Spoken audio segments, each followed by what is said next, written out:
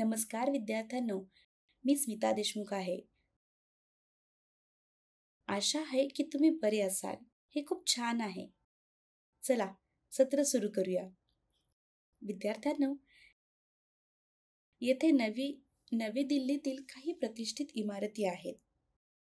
तुम्ही सर्वांनी बॉक्समधून त्यांची नावे ओळखणे आवश्यक आहे. तसेच या इमारतींचे महत्त्व सांगा. हे ताजमहाल आहे. जगातील 7 आश्चर्यांपैकी एक. हे राष्ट्रपती भवन आहे.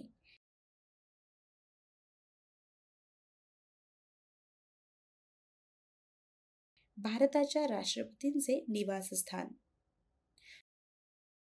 प्रसिद्ध लाल किल्ला आहे.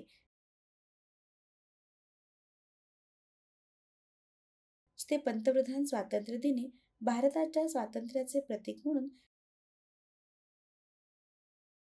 राष्ट्रीय ध्वज फडकवतात. हे संसद भवन आहे, जे भारताचे सर्वोच्च कायदे करणारे संस्था आहे. संसदीय शासन व्यवस्थेत संसद महत्त्वाची भूमिका बजावते. भारताच्या संविधानाने भारतीय संसदेची निर्मिती केलेली आहे. आज सामाजिक अभ्यासात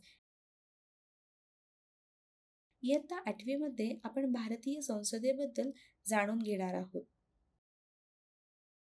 अध्ययन निष्पत्ती.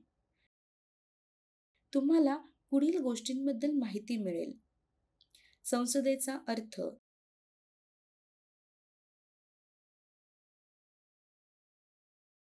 संसदेची गरज, संसदेत काय समाविष्ट आहे, लोकसभेची माहिती,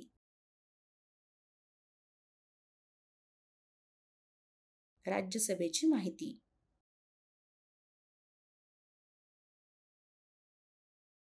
महत्त्वाचे शब्द: विधिमंडळ, कायदे करण्याचा अधिकार असलेली सरकारची शाखा. लोकसभा, भारतीय संसदेचे कनिष्ठ सभागृह. राज्यसभा,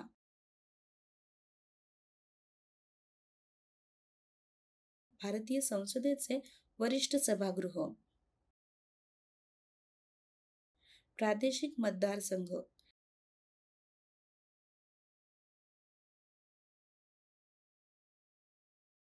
विशिष्ट प्रदेश किंवा क्षेत्रातील लोकांचा समूह.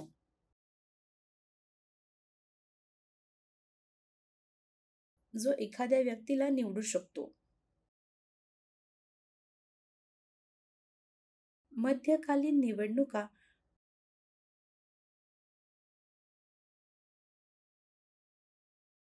पूर्ण कार्यकाळ संपवण्यापूर्वी विधिमंडळ विसर्जित झाल्यावर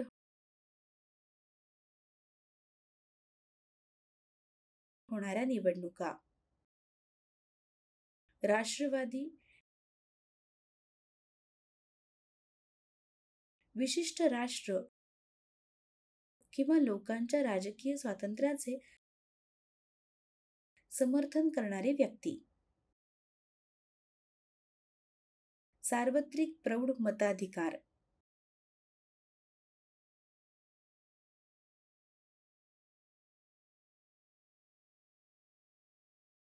देशातील सर्व प्रौढ नागरिकांना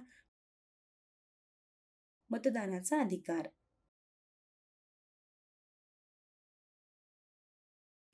हा धड्याचा संकल्पना नकाशा आहे.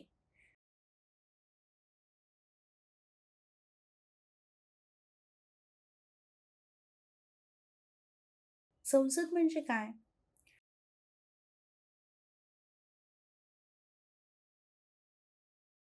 राष्ट्रीय स्तरावरील विधिमंडळ म्हणजेच केंद्र सरकारचे स्तर. याला संसद म्हणतात. त्यात राष्ट्रपती आणि संसदेची दोन्ही सभागृहे, लोकसभा आणि राज्यसभा यांचा समावेश असतो.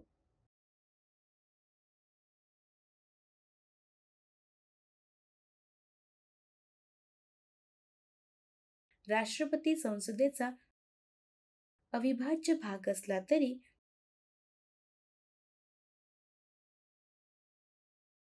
तो किंवा ती संसदेच्या कोणत्याही सभागृहातील चर्चेत भाग घेऊ शकत नाही. आपल्याला संसदेची गरज का आहे? संसद ही देशातील सर्व प्रौढ नागरिकांनी मतदाराद्वारे निवडून दिलेल्या सदस्यांची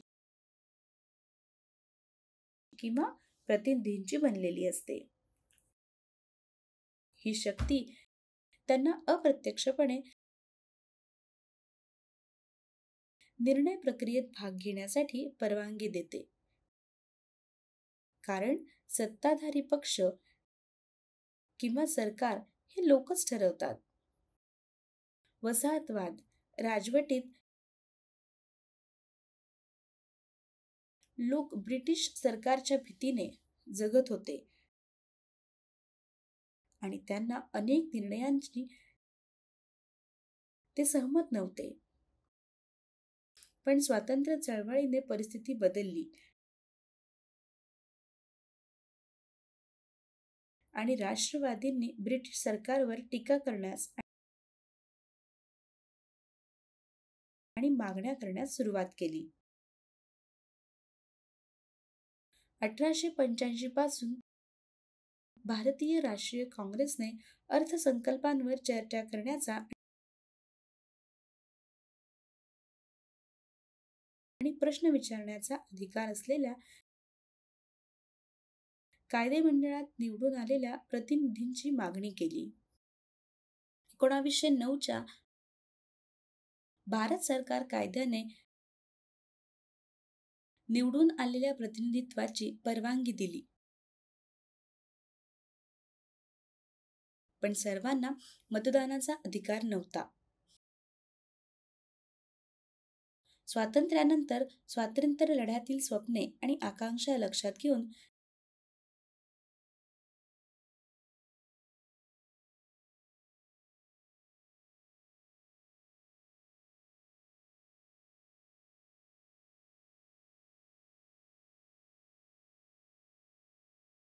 सार्वजनिक प्रौढ मतदार म्हणजेच देशातील सर्व प्रौढ नागरिकांना मतदानाचा अधिकार आहे.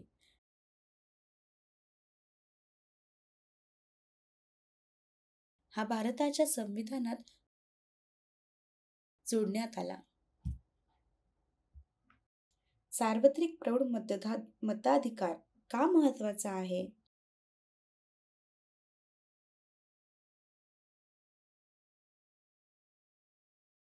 मतदान आणि प्रतिनिधी निवडून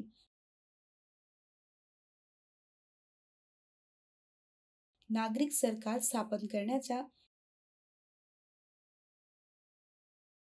निर्णयात भाग घेतात आणि अशा प्रकारे त्याचे कार्य ठरवतात. निर्वाचित प्रतिनिधी काय करतात?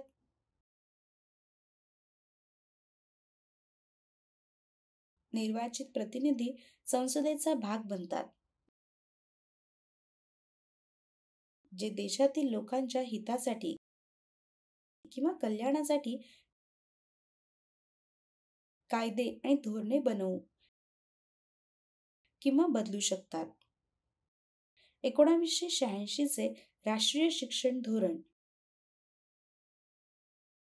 आणि 2009 चा मुलांचा मोफत आणि सक्तीचा शिक्षणाचा अधिकार कायदा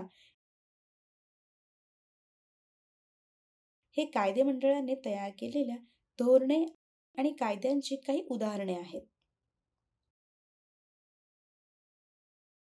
संसद ही आपल्या देशातील सर्वोच्च कायदा करणारी संस्था आहे.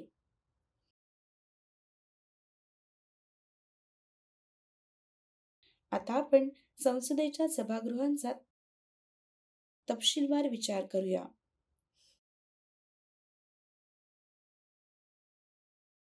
संसदेची दोन्ही सभागृहे म्हणजे लोकसभा आणि राज्यसभा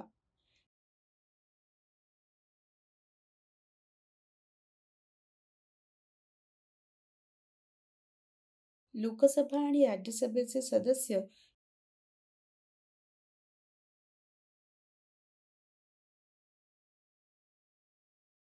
संसद सदस्य खासदार म्हणून ओळखले जातात.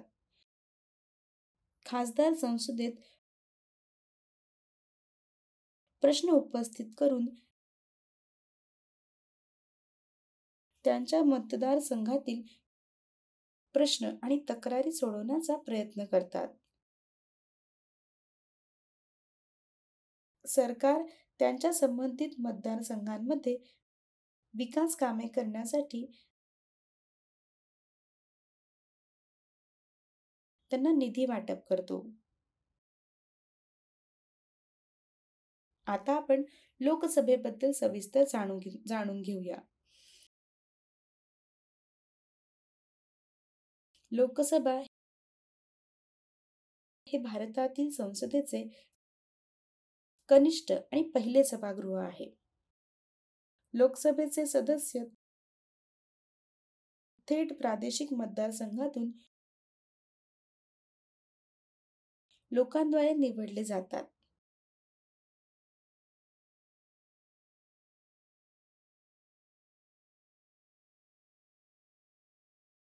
म्हणून लोकसभेला पहिले सभागृह म्हटले जाते.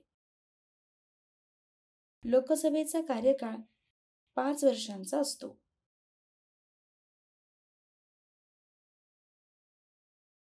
दर 5 वर्षांनी निवडणुका होतात.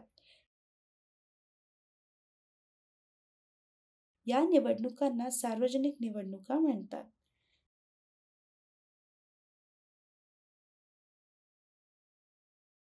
कधीकधी 5 वर्ष पूर्ण होण्यापूर्वीच लोकसभा विसर्जित होते. अशा परिस्थितीत होणाऱ्या निवडणुकांना मध्यावधी निवडणुका म्हणतात. लोकसभा निवडणुकीत कोण लढू शकते?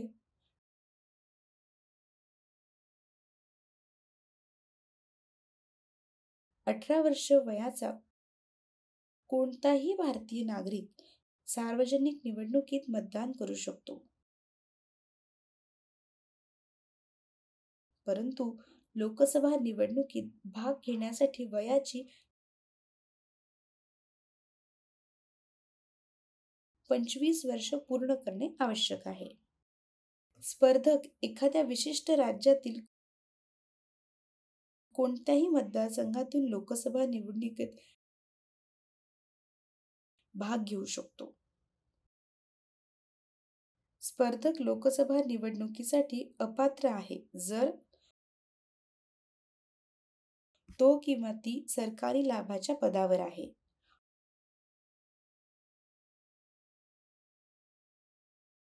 तो किंवा ती अस्वस्थ आहे.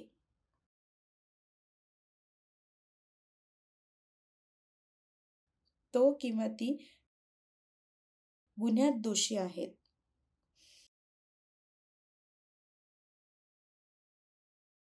घटनेनुसार लोकसभेत जास्तीत जास्त 552 सदस्य असू शकतात. समुदायाच्या सर्व घटकांना समान प्रतिनिधित्व सुनिश्चित करण्यासाठी काही जागा अनुसूचित जाती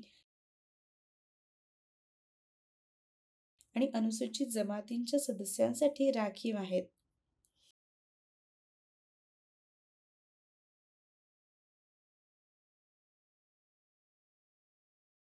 जर अँग्लो इंडियन समुदायांचे प्रतिनिधी असतील तर राष्ट्रपती या समुदायातील 2 सदस्यांना लोकसभेत नियुक्त करू शकतात.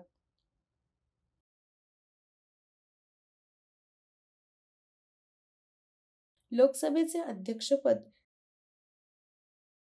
सभापती घेतात.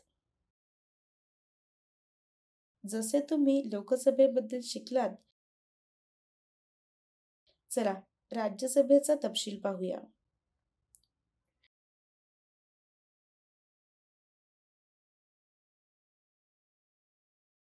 संसदेचे वरिष्ठ आणि दुसरे सभागृह म्हणजे राज्यसभा. राज्यसभेचे सदस्य राज्य विधिमंडळाच्या सदस्यांद्वारे निवडले जातात.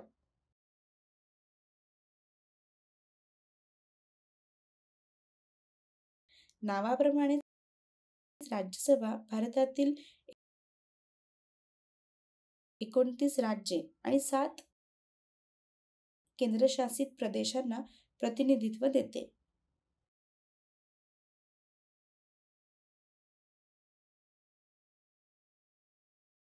अशा प्रकारे राज्यसभेची सदस्य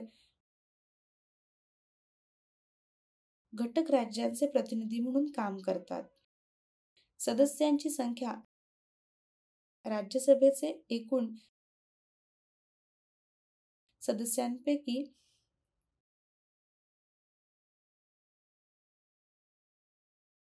त्यापैकी 238 सदस्य घटक राज्ये आणि केंद्रशासित प्रदेशांमधून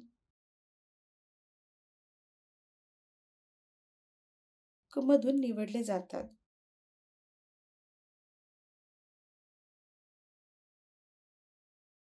उर्वरित 12 सदस्यांची नियुक्ती राष्ट्रपती करतात. सर्व घटक राज्यांना राज्यसभेत समान प्रतिनिधित्व मिळत नाही. ते प्रत्येक राज्यांच्या एकूण लोकसंख्येच्या प्रमाणात असते. राष्ट्रपतींनी नियुक्त केलेले 12 सदस्य सहसा साहित्य, कला, विज्ञान,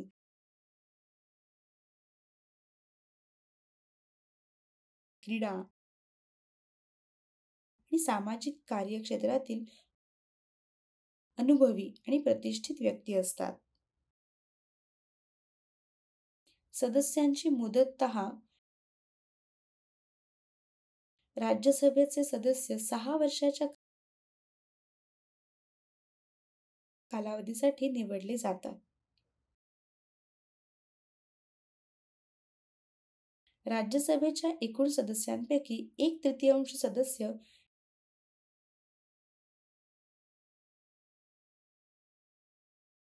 ज्यांनी 6 वर्षांचा कार्यकाळ पूर्ण केला आहे, ते दर 2 वर्षांनी निवृत्त होतात आणि तितक्याच संख्येने नवीन सदस्य निवडून येतात. राज्यसभेचे मर्यादित सदस्य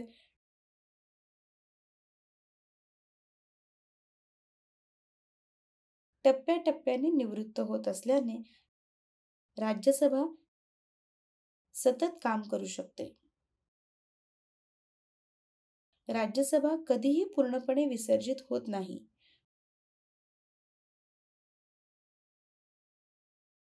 म्हणून तिला कायमस्वरूपी सभागृहही म्हणतात.